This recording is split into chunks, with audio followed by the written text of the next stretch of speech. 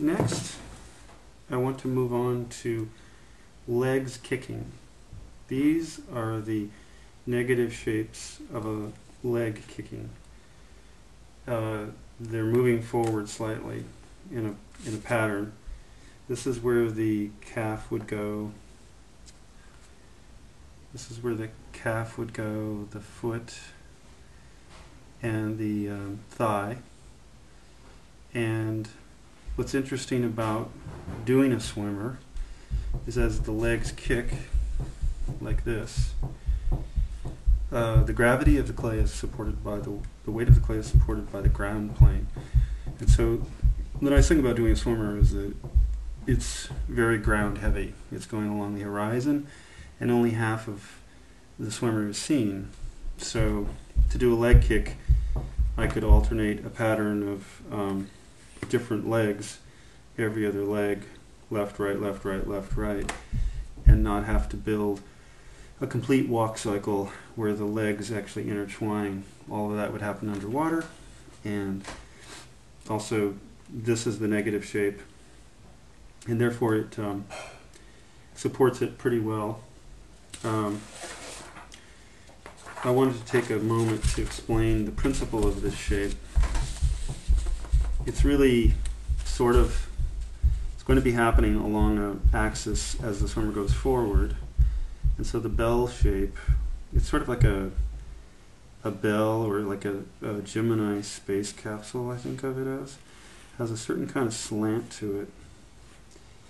And I try to make a distinct point here where the thigh bends at the knee and goes up to the top part of the kick. The thigh disappears, bringing the leg down with it. So this is a bent leg. Swimmers in good form wouldn't have bent legs like that, but it's for the cartooning of the shapes that the human form can be seen. You're going to see I try to exaggerate joints like this, like the knee joint, and then the foot, which would come along the backside of this. If I were to, this is the swimmer. This is the way my knife would be cutting, and the head of the swimmer, let's say this is his head, is going along this axis. So he's moving along. The head would be roughly about right here. The strokes that the swimming strokes are roughly about right here, where the arm is going over the head.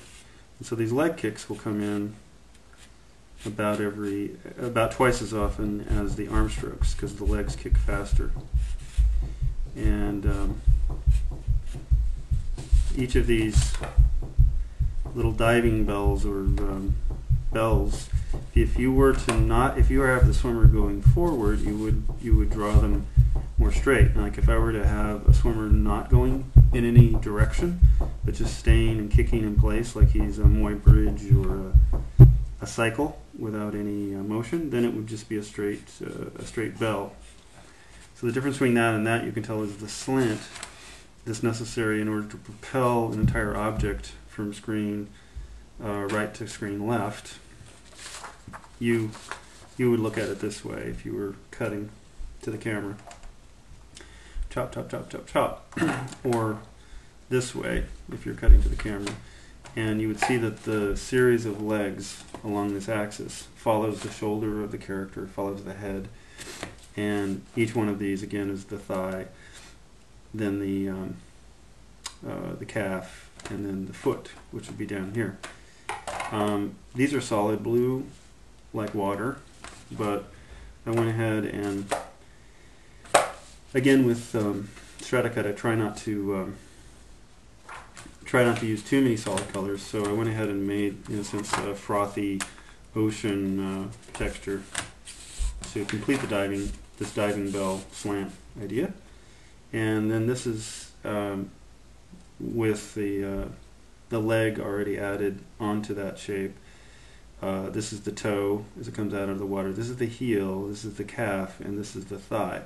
I've added a little extra depth in addition to the yellow outline, or the green-yellow outline, that helps give it a little bit of texture. So it has definition from here for being a separate three separate pieces: foot, calf, leg, and it also has a little bit of extra shape. So if I were to cut this, for example, this is the angle at which I'm anticipating to cut, you would come out with a leg and then a foot shape. You can see that the calf is defined, the thigh is defined, the calf is defined, and the heel is defined, and I even put a little toe down there at the bottom. I'm going to quickly show you how I got to that point. First thing is I would use a sheet of clay and try to wrap it as tightly as I could to the negative shape of the bell, or the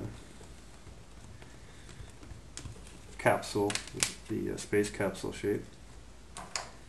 On the back side, I would now try to cut as if the knife were on the plane of the floor, as if it was on the table itself. And you can see I'm sort of trying to trim it now so the yellow flows right into the table without any bump.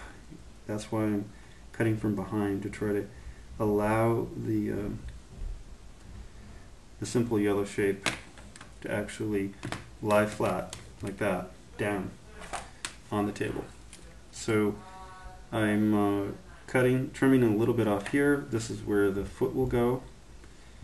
I'm going to go ahead and define now a little bit more strongly the knee. This is the knee joint, the back side of the knee, or the inner knee. I'm going to make the upper thigh flatter, and the kick, this is helping cartoon the kick up, and this will be the foot. So I'm going to go ahead and put the foot on an arc here that allows a little bit of space for the toe to show up. I'm going to make the toe just out of this sheeting material that I've already used before, and I'm going to just make it a circle and make it really thin. It's going to be just a tiny little extra touch. So the toe will be at the tip of the foot as it rises up and lowers. I'm going to cement this little gap with a little more of this frothy white and blue clay, and it goes in here. And now I'm going to add some of this fairly random tattoo and leopard skin texture to the calf and to the thigh. So let's do the thigh first, the upper thigh. It has to kind of come from where the buttocks would be, if I'm not going to assume we see it, and slant down. So that allows a little bit of shape. It bends, comes to nothing at the knee. I'm going to let it go blank there. I'm going to do the calf. Calf is really important. I always like that definition of a leg. It really helps define the way a leg works. Probably a little bit less of this. Yeah, it's a little smaller. Helps the calf be a calf and not a thigh. So it bulges out from the back of the knee, and it flows downward again to the flat surface. And lastly, I'm going to put a little heel on this puppy, and this will help again cartoon the shape of the foot a little bit more. This has to be a fairly flat piece of clay. Can't be too